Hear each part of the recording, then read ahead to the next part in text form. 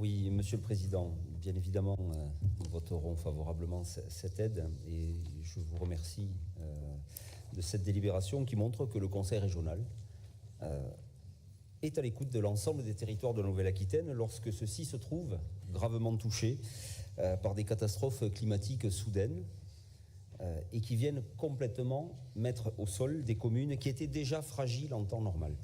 Je n'ai rien à retirer à votre propos, Monsieur le Président. Je voudrais simplement partir sur un sujet où, en tant que, alors avec ma casquette de vice-président de la communauté de communes du Haut-Béarn, sur ce territoire, et on travaille en étroite collaboration évidemment sur ce sujet avec Bernard Uturi, on a constaté, ou on constate tous les jours, quelques petits trous dans la raquette. Et je m'explique. Donc l'aide globale que vous proposez va accompagner la vallée d'Aspe qui en a bien besoin. Vous avez parlé de la réactivité de l'ensemble des partenaires, l'État, la région, le département, les communautés de communes, la communauté de communes. Je citerai également la Chambre des métiers, la Chambre de commerce, qui, avec la communauté de communes, a mis en place une cellule de suivi des entreprises, des petites entreprises, des petits commerces, des petits restaurants qui sont sur le territoire de la vallée d'Aspe. Donc il y a un détail de travaux et de financement qui est présenté dans cette délibération dans le cadre d'un règlement classique de la région. En revanche, la question que je me pose, et j'en ai parlé aussi avec Bernard Uturi, c'est la question de la survie de ces petites entreprises après cette catastrophe. C'est-à-dire que le trou dans la raquette dont je parlais, c'est que avant les terribles pluies qui se sont abattues sur le haut de la vallée, cette économie de montagne était déjà fragile. Je parle encore une fois pour les petits commerces.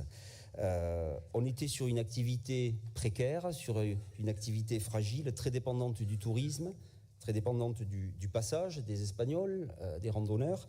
Et le coup d'arrêt de ce trafic lié à la fermeture et à la coupure de la RN 134 a entraîné de facto une chute d'activité, y compris pour des entreprises qui n'ont pas subi de dégâts matériels liés aux pluies. Et là, on a un problème, on le constate dans ce comité de suivi que nous avons mis en place, c'est que le système assurantiel ne suffit pas.